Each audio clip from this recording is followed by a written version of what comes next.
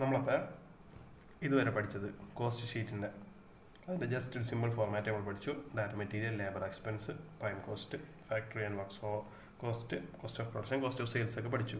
അത് കഴിഞ്ഞിട്ട് നമ്മൾ നെക്സ്റ്റ് നമ്മൾ ആദ്യം തന്നെ കണ്ടതെന്ന് പറഞ്ഞു കഴിഞ്ഞാൽ നമ്മുടെ യൂണിറ്റ്സ് പ്രൊഡ്യൂസ്ഡ് അതെങ്ങനെ നമ്മൾ കണ്ടുപിടിക്കും, കാൽക്കുലേറ്റ് ചെയ്യും, അതിൻ്റെ കാര്യങ്ങൾ നമ്മൾ കണ്ടുപിടിച്ചു. അതിനുശേഷം നമ്മൾ പെർട്ടിക്കുലർ പീരീഡിലേക്കുള്ള direct materials consumed, raw materials consumed, അതിൻ്റെ നമ്മൾ ചെറിയൊരു സിമ്പിൾ ഇക്വേഷൻ, അതായത് പർട്ടിക്കുലർ ഇയറിലേക്കുള്ള കാര്യങ്ങൾ നമ്മൾ കണ്ടുപിടിച്ചു. അതിനുശേഷം നമ്മൾ വന്നതാണ് ഡയറക്റ്റ് ലേബറും അതുപോലെ തന്നെ പർട്ടിക്കുലർ പീരീഡിലേക്ക് ആ പർട്ടിക്കുലർ പ്രൊഡക്ഷന് വേണ്ടി നമ്മൾ യൂസ് ചെയ്യണം ലേബർ, അത് കാൽക്കുലേറ്റ് ചെയ്യാൻ വേണ്ടി നമ്മൾ ഫോർമുലാസ് ഒക്കെ കണ്ടായിരുന്നു. അതുപോലെ തന്നെ അതിൻ്റെ സെയിം തന്നെയാണ് ഡയറക്റ്റ് എക്സ്പെൻസിന് നമ്മൾ കണ്ടത്.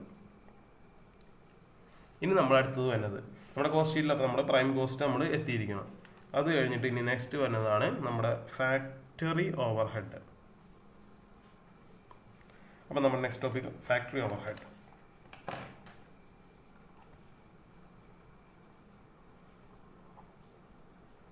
ഫാക്ടറി ഓവർഹെഡ്സ്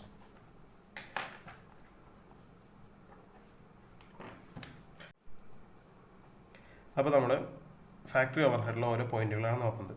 ഫസ്റ്റ് ആണ് repairs and maintenance of plant and machinery factory building.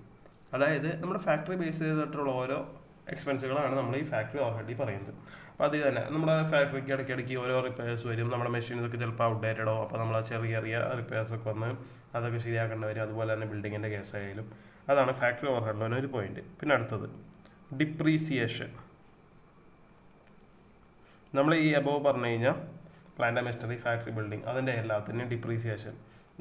കാരണം പെർ ഇയറിൽ നമുക്കതിന് ഓരോ ഇയറിലും അതിൻ്റെ പ്രൊഡക്ഷൻ ക്യാപ്പബിലിറ്റി കുറയുമല്ലോ. അപ്പോൾ നമ്മൾ ഡിപ്രീസിയേഷൻ പർട്ടിക്കുലർ ഇതിൽ കാൽക്കുലേറ്റ് ചെയ്യും. അപ്പോൾ അതും ഒരു ഇൻഡയറക്റ്റ് എക്സ്പെൻസ് ആണ്. കൺസ്യൂമബിൾ സ്റ്റോർസ് ആൻഡ് സ്പെയർസ്, അതായത് നമുക്ക് ഫാക്ടറിക്ക് വേണ്ടി തന്നെ ഓരോരോ സ്പെയർ പാർട്സ് അങ്ങനത്തെ സംഭവങ്ങൾ അതെല്ലാമാണ് consumable stores and spares. Lease rent of production assets. നമ്മളിതിന് ഇപ്പോൾ നമ്മൾ എല്ലാം നമ്മുടെ സ്വന്തമായിട്ടുള്ള അസറ്റ്സ് ഒന്നും ആയിരിക്കില്ല, അത് നമ്മൾ ലീസോ അങ്ങനെ എന്തെങ്കിലും ആയിരിക്കും. അപ്പോൾ നമ്മൾ അതിന് കൊടുക്കുന്ന ഓരോരോ ലീസ് റെൻറ്റുകൾ. ഇൻഷുറൻസ്, ഈ ഇതിന് നമ്മളെല്ലാത്തിനും ഇതിന് നമ്മൾ ഒരു കമ്പനിയാണെങ്കിൽ നമ്മൾ ഇൻഷുറൻസ് എടുത്തിട്ടുണ്ടോ, അതും ഇതെല്ലാം മെയിനായിട്ട് വരുന്ന ഫാക്ടറി ഓവർഹെഡ്സ്. അപ്പം നമുക്ക് ശ്രദ്ധിക്കേണ്ട കാര്യം എന്ന് പറഞ്ഞു കഴിഞ്ഞാൽ ഈ ഫാക്ടറി ഓവർഹെഡിൽ നമുക്ക് ഇത് എല്ലാം കാൽക്കുലേറ്റ് ചെയ്ത് കഴിഞ്ഞാൽ നമുക്ക് കിട്ടുന്നത് ഇതും നമ്മുടെ പ്രൈം കോസ്റ്റും കൂടി അതും കൂടി കാൽക്കുലേറ്റ് ചെയ്ത് കഴിയുമ്പോൾ നമുക്ക് കിട്ടുന്നതാണ് ഗ്രോസ് ഫാക്ടറി കോസ്റ്റ്.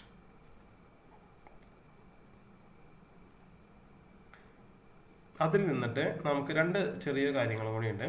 അതായത് add opening WIP work in progress. അതായത് നമുക്ക് കുറേ ഇങ്ങനെ പെൻഡിങ് വർക്ക്സ് ഇങ്ങനെ കിടപ്പുണ്ടാവുമല്ലോ. ഒരു ഫാക്ടറി ആകുമ്പോൾ എപ്പോഴും കംപ്ലീറ്റഡ് പ്രൊഡക്ട്സ് ഒന്നും ആയിരിക്കില്ല പ്രൊഡ്യൂസ് ചെയ്തിട്ടുണ്ടാവുക. അപ്പോൾ നമ്മൾ ഈ ഗ്രോസ് ഫാക്ടറി കോസ്റ്റിൻ്റെ ഒപ്പം തന്നെ ഓപ്പണിംഗ് WIP ആഡ് ചെയ്യാം. ലെസ് ക്ലോസിങ്, അതായത് നമ്മൾ പർട്ടിക്കുലർ പീരീഡിലുള്ള WIP നമ്മൾ കാൽക്കുലേറ്റ് ചെയ്യണുള്ളൂ. അപ്പോൾ ഈ ക്ലോസിങ് ലെസ് ചെയ്യുക. ഇപ്പോൾ നമുക്ക് കിട്ടുന്ന ഒരു ടോട്ടൽ ഉണ്ട്, ഇതായിരിക്കും നമ്മുടെ ആക്ച്വൽ ഫാക്ടറി കോസ്റ്റ് അല്ലെങ്കിൽ വർക്ക്സ് കോസ്റ്റ്. ഇത്ര ആയിക്കഴിഞ്ഞാലാണ് നമ്മുടെ ഈ ടോപ്പിക്ക് ക്ലിയർ ആവുന്നത്. ഓക്കെ, ഫാക്ടറി ഓവർഹെഡ് അതെന്തൊക്കെയാണെന്ന് വെച്ചാൽ repair maintenance, consumable stores, insurance, lease rent ഒക്കെ വരും. അതിൽ നിന്ന് നമുക്ക് കിട്ടുന്നതാണ് gross factory cost of gross works cost. അവിടെ നമ്മൾ opening WIP work in progress opening add ചെയ്തിട്ട് ലെസ് ക്ലോസിങ്. അപ്പോൾ നമുക്ക് വരുന്നതാണ് ദ ടോട്ടൽ, അത് നെറ്റ് എന്ന് പറയാം, net factory cost or works cost. അപ്പോൾ ഫാക്ടറി ഓവർഹെഡ്സ് ഇത്രേ ഉള്ളൂ. ഇനി നമ്മൾ നെക്സ്റ്റ് പഠിച്ചതാണ് അഡ്മിനിസ്ട്രേഷൻ ഓവർഹെഡ്. അപ്പോൾ നമ്മുടെ നെറ്റ് വർക്ക്സ് കോസ്റ്റ് കിട്ടി. അതിൽ നിന്ന് നമ്മൾ ഒരു സർട്ടൻ ചില ഐറ്റംസ് ചിലപ്പോൾ നമുക്ക് ക്വസ്റ്റ്യൻസിൽ വരാറുള്ള ഒരു 2-3 ഐറ്റംസാണ് ആദ്യം തന്നെ നോക്കാൻ പോണത്. അതായത് quality control cost,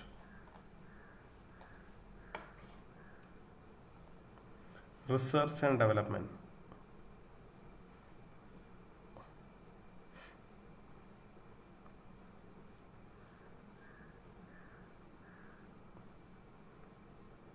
primary packing materials.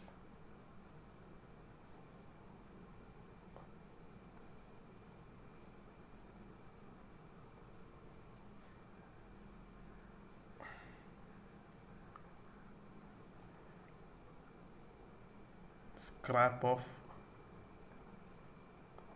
By products. അപ്പോൾ ഇതിൽ നമ്മൾ ചെക്ക് ചെയ്യണമെന്ന് പറഞ്ഞു കഴിഞ്ഞാൽ നമ്മുടെ നെറ്റ് വർക്ക്സ് കോസ്റ്റ് നമ്മൾ കഴിഞ്ഞു. അത് കഴിഞ്ഞിട്ട് ക്വാളിറ്റി കൺട്രോൾ, അതായത് നമ്മൾ ഇപ്പോൾ നമ്മുടെ പ്രൊഡക്ട്സിന് ക്വാളിറ്റി അഷ്യൂർ ചെയ്യണം, അതിന് വന്ന കോസ്റ്റുകൾ, R&D റിസർച്ച് ആൻഡ് ഡെവലപ്മെൻറ്റ്, അതുപോലെ തന്നെ പ്രൈമറി പാക്കിങ് വന്ന എക്സ്പെൻസുകൾ, ഇതെല്ലാം നമ്മൾ ആഡ് ചെയ്യും. കാരണം ഇതൊക്കെ നമുക്ക് directly attributed to cost of production ആണല്ലോ. സോ കാര്യം നമ്മൾ അഡ്മിനിസ്ട്രേറ്റീവ് ഓവർ ഹെഡ് ആണ് നെക്സ്റ്റ് എങ്കിലും ഇതും ഇങ്ങനത്തെ കുറച്ച് കാര്യങ്ങളും കൂടി, ഇതും ഒരു ജസ്റ്റ് നമ്മൾ നോക്കി കഴിഞ്ഞാൽ ഒരു അഡ്മിനിസ്ട്രേഷൻ ബേസ് ആണ്. അതാണ് നമ്മൾ ആഫ്റ്റർ വർക്ക്സ് കോസ്റ്റ് നമ്മൾ ഡീൽ ചെയ്യുന്നത്. അതുപോലെ തന്നെ നമുക്ക് സ്ക്രാപ്പ് വന്ന് നമ്മൾ സെയിലെടുത്തി നമുക്കത് ഇൻകമാണ്. സോ നമ്മളതൊക്കെ കോസ്റ്റ് ഇല്ല, അതുകൊണ്ട് നമ്മളത് റെഡ്യൂസ് ചെയ്യണം. ഇത് നമ്മൾ റെഡ്യൂസ് ആണ് ചെയ്യേണ്ടത്. ഓക്കെ, അപ്പോൾ ഇത് കഴിഞ്ഞിട്ടാണ് നമ്മൾ നെക്സ്റ്റ് വരുന്നതാണ് അഡ്മിനിസ്ട്രേഷൻ ഓവർ ഹെഡ്സ്.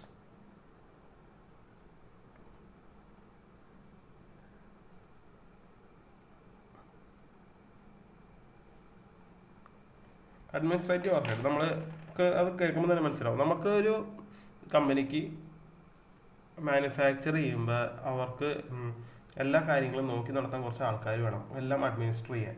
അപ്പോൾ അങ്ങനെ നമുക്ക് സൂപ്പർവൈസേഴ്സ് ഉണ്ടാവും, അങ്ങനെ ഒത്തിരി എംപ്ലോയീസ് ഉണ്ടാവും അഡ്മിനിസ്ട്രേഷൻ കാര്യങ്ങൾക്ക് വേണ്ടി മാത്രം. അപ്പോൾ അങ്ങനെയുള്ളവരുടെ കാര്യങ്ങളാണ് നമ്മുടെ അഡ്മിനിസ്ട്രേറ്റീവ് ഓവർ ഹെഡിൽ തന്നെ. അപ്പോൾ അതിൽ മെയിനായിട്ട് വരുന്ന എക്സ്പെൻസുകൾ എന്ന് പറഞ്ഞു കഴിഞ്ഞാൽ നമ്മുടെ salary to the administrative employees, അക്കൗണ്ടന്മാർ, അങ്ങനെയുള്ളവർക്ക് സാലറി കൊടുക്കുന്നത്. അതുപോലെ തന്നെ ഇവർക്കൊക്കെ ചിലപ്പോൾ സെപ്പറേറ്റ് ഒരു ബിൽഡിങ് കാര്യങ്ങളായിരിക്കും. പ്രൊഡക്ഷൻ വേറെ സ്ഥലത്ത്, ഒരു ഫാക്ടറി ബേസ്, അതിൻ്റെയൊക്കെ നമ്മൾ ഫാക്ടറി കോസ്റ്റ് ബേസ് ചെയ്ത് പറിച്ചു. അതുപോലെ തന്നെ ഇപ്പോൾ ഇവർക്കൊക്കെ നമ്മൾ വേറൊരു സ്ഥലത്തായിരിക്കും. അങ്ങനെയാണെങ്കിൽ ഡിപ്രീസിയേഷൻ വരും. ഡിപ്രീസിയേഷൻ, അതുപോലെ തന്നെ റിപ്പയർ ആൻഡ് മെയിൻ്റനൻസ്, ഇതെല്ലാം ആ ബിൽഡിങ്ങിന്.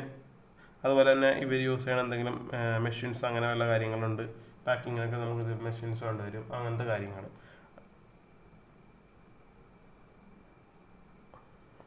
അതിൻ്റെ ഡിപ്രീസിയേഷൻ, അതുപോലെ തന്നെ റെൻറ്റ്, ഇൻഷുറൻസ് സംഭവങ്ങളൊക്കെ നമ്മുടെ ഫാക്ടറി കോസ്റ്റിൽ വന്നത് തന്നെ. പക്ഷേ ഇതൊക്കെ എന്ന് പറഞ്ഞാൽ അഡ്മിനിസ്ട്രേറ്റീവ് ബേസ് ചെയ്തിട്ടുള്ള കാര്യങ്ങൾക്ക് വന്നതായിരിക്കും. അതാണ് ഇതിൽ ചെറിയൊരു ചേഞ്ച് ഉള്ളത്. ഓക്കെ,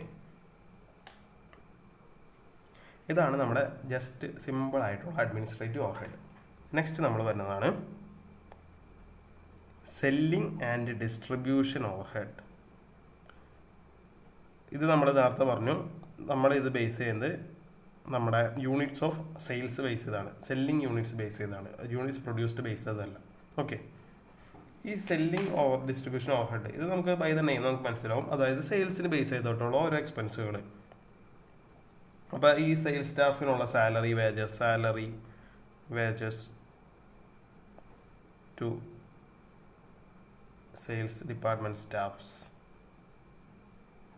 ഇപ്പോൾ അവർ യൂസ് ചെയ്യണ വല്ല മെഷീനറി അങ്ങനത്തെ ഇതിൻ്റെ റെൻറ്റ്, ഡിപ്രീസിയേഷൻ, നമ്മളെല്ലാത്തിലും ഇതൊക്കെ വരും. പക്ഷേ ഓരോ നേച്ചർ അനുസരിച്ചാണ് നമ്മളെപ്പോഴും നോക്കേണ്ടത്.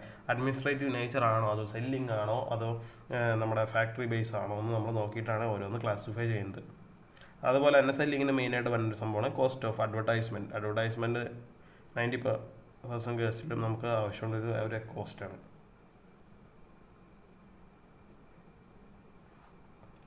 ഡിസ്ട്രിബ്യൂഷൻ ബേസ് ചെയ്ത് നമ്മൾ നോക്കുമ്പോൾ നമുക്ക് ട്രാൻസ്പോർട്ടേഷൻ കോസ്റ്റ്, അതുപോലെ തന്നെ നമ്മുടെ അവരുടെ സാലറീസ് കാര്യങ്ങൾ, അതുപോലെ തന്നെ ഡിപ്രീസിയേഷൻ ഓഫ് വെഹിക്കിൾസ്,